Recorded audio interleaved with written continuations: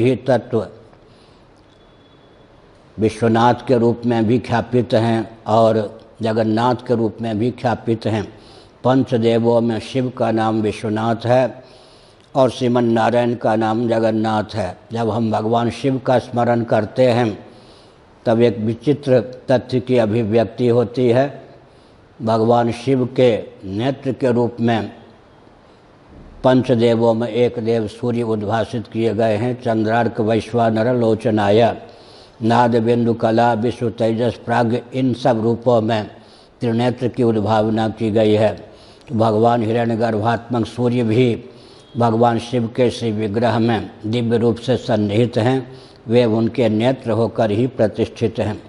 इसी प्रकार से विचार करने की आवश्यकता है कि आद्याशक्ति पराचिति जगदम्बा पार्वती के रूप में अर्धांगिनी के रूप में भगवान शिव को सुलभ हैं और अनादिदेव होकर के भी लीलापूर्वक शिव पार्वती के योग से अभिव्यक्त गणपति उनके पुत्र रत्न के रूप में ख्यापित हैं।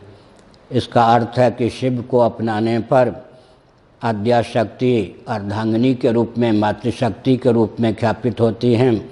गणेश विघ्नों के निवारक शिव और पार्वती के पुत्र के रूप में ख्यापित होते हैं।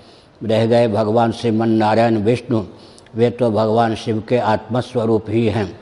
इस प्रकार विश्वनाथ की अद्भुत महिमा है। विश्वनाथ को ही हम विवक्षावशात तंत्र शास्त्रों के आधार पर, वैदिक वाङ्मय के आधार पर पशुपतिनाथ कहते हैं। पशु का अर्थ होता है प्राणी। जितने प्राणी हैं उनके नाथ के रूप में पशुपतिनाथ शिव का हम स्मरण करते हैं। ये जितने भी जीव हैं उनके उद्गम स्थान एकमात्र शिव तत्व भगवत तत्व ही सिद्ध है।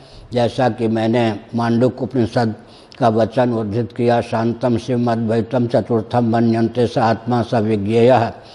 भगवान आदि शंकराचार्य महाभाग ने बहुत ही दूरदर्शिता का परिचय देकर श्री जगन्नाथ आदि दारू ब्रह्म को पुरुषोत्तम क्षेत्रपुरी में पुनः प्रतिष्ठित करने की भावना से शालग्राम को प्राप्त करना चाहा।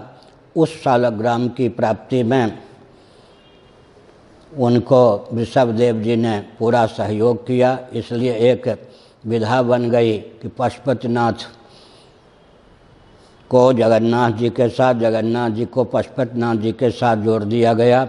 साथ ही साथ पुरी पीठ जो कि आमनाय पीठ में प्रमुख है, उस पीठ के जो मान्य आचार्य हैं उनको नेपाल का भी मान्य आचार्य उद्भासित किया गया। आज भी हम इस मर्यादा का परिपालन देखते हैं।